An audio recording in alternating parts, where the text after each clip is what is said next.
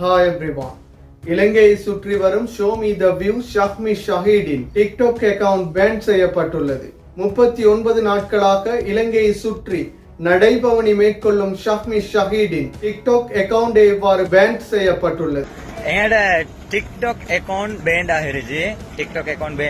நாங்க இப்ப அதுக்கான எப்பல் பண்ணி கொண்டிருச்சு. எந்த விஷயம் எதுக்காக பேன் பண்ணிருச்சு அப்படின்னு விஷயங்கள் நாங்க இப்ப பார்த்து கொண்டிருச்சு. 14 மில்லியன் லைக் 200Kக்கும் அதிகமான ஃபாலோவர்ஸை கொண்ட டிக்டாக் அக்கவுண்டே இவ்வாறு பேன் செய்யப்பட்டுள்ளது. இதற்கான காரணங்கள் இதுவரை தெரியாது எனவும் மேன்முறையீடு செய்யப்பட இருப்பதாகவும் show me the view ஷஹ்மி Shaheed குறிப்பிட்டுள்ளார். இது தொடர்பாக பார்ப்பதற்கு முன்னர் தனியுரிமை யூடியூப் சேனலை சப்ஸ்கிரைப் செய்யாதவர்கள் சப்ஸ்கிரைப் செய்து உங்கள் ஆதரவை வழங்குங்கள்.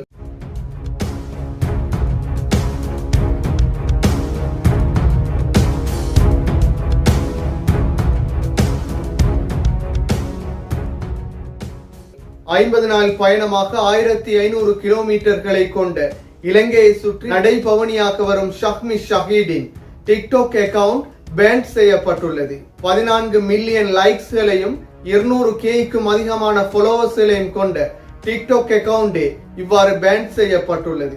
இதற்கு எதிராக மேன்முறையீடு செய்வதற்கும் என்ன காரணம் என்பது தொடர்பாகவும் ஆராயப்பட இருப்பதாகவும் ஷஹ்மி ஷஹீட் குறிப்பிட்டுள்ளார்.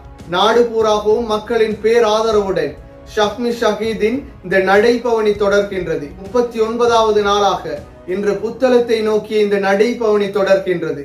இந்த நிலையில இவருடைய டிக்டாக் அக்கவுண்டிற்கு தடை விதிக்கப்பட்டுள்ளது. பொதுவாக சமூக வலைத்தளங்களிலே ஒவ்வொரு சமூக வலைத்தளத்திற்குமான தனித்துவமான சட்டதிட்டங்கள் காணப்படும். யூடியூப், ஃபேஸ்புக், டிக்டாக் என ஒவ்வொரு சமூக வலைத்தளங்களுக்கும் தமக்கே உரித்தான ஒவ்வொரு சட்டதிட்டங்கள் காணப்படும். அதில் மிக முக்கியமாக அனைத்து சமூக வலைத்தளங்களுக்கும் பொதுவானதாக இந்த வயலன்ஸ் எனும் வன்முறைகள் காணப்படுகின்றது. வயலன்ஸான வீடியோக்கள், அனிமேஷன்கள், பிக்சர்கள் பதியப்படுமாக இருந்தால் அது தடை செய்யப்படும். அதே போன்று யூடியூபிலே அவர்களுக்குரிய இசைகள் மாத்திரமே பயன்படுத்த முடியும். யூடியூபின் தனித்துவமான இசை அல்லது அந்த யூடியூப் உரிமையாளர்களின் சொந்த இசைகள் மாத்திரமே பயன்படுத்த முடியும். இல்லாத பட்சத்தில் காப்பிரைட்ஸ் பிரச்சனை வரக்கூடியதாக யூடியூபிலே காணப்படுகின்றது. அதே போன்று டிக்டாக்கிலே இந்த மியூசிக் தொடர்பான பிரச்சனைகள் மிக அரிய வகையிலே காணப்படுகின்றது. அதிக அளவிலே இசையை பயன்படுத்தக்கூடியதாக டிக்டாக் காணப்படுகின்றது.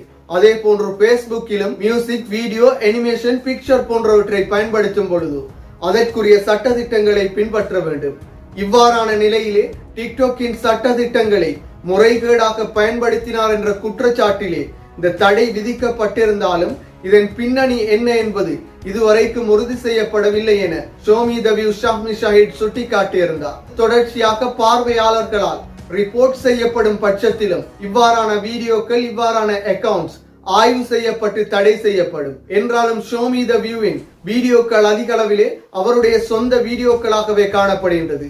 மியூசிக்குகளும் மிக குறைந்த அளவில் டிக்டாக் அனுமதிக்கப்பட்ட மியூசிக்குகளை பயன்படுத்தி வருகின்றார். எனவே சில நேரங்களில் சிலருடைய வளர்ச்சி பொறுக்காமல் வளர்ச்சியில் பொறாமை கொள்ளும் பார்வையாளர்கள் கூட முறைப்பாடுகளை செய்து இவ்வாறு பிளக் செய்வதற்காக முயற்சி செய்வார்கள். அவ்வாறானதொரு நிலை ஏற்பட்டுள்ளதா என்பதையும் ஆய்வு செய்ய வேண்டும். என்றாலும் ஷோ மீ த வியூவின் டிக்டாக் அக்கவுண்ட் விரைவிலே திரும்ப கிடைக்கும் என ஷோ மீ த வியூ நம்பிக்கை தெரிவித்திருந்தார். அதே போன்று அவருடைய அடுத்த பதிவுகள் அனைத்தும் டிக்டாக் பிளக் செய்யப்பட்டிருப்பதன் காரணத்தினால் யூடியூப், ஃபேஸ்புக், இன்ஸ்டாகிராம் போன்றவற்றில் பதிவு செய்யப்படும் எனவும் கூறியிருந்தார். எனவே விரைவில் அவருடைய டிக்டாக் அக்கவுண்டும் மீள அவருக்கு கிடைக்க வேண்டும். ஒவ்வொருவருடைய முயற்சியுமே இந்த வெற்றிகளுக்கு காரணம். ஷோ மீ த வியூ என்ற யூடியூப் சேனல் 2020ஆம் ஆண்டில் ஆரம்பிக்கப்பட்டு இன்று இந்த வெற்றியை, இந்த விடாமுயற்சியின் காரணத்தினால் இந்த சக்சஸ் எனும் இலக்கினை இவர் அடைந்துள்ளார். எனவே இவருடைய சமூக வலைத்தளங்களில் மிக முக்கியமான டிக்டாக் மீள கிடைத்து தொடர்ச்சியாக அதிலும் அவருடைய வீடியோ பதிவுகளை பதிவிட வேண்டும் என்பதே அனைவரின் எதிர்பார்ப்பாகும்.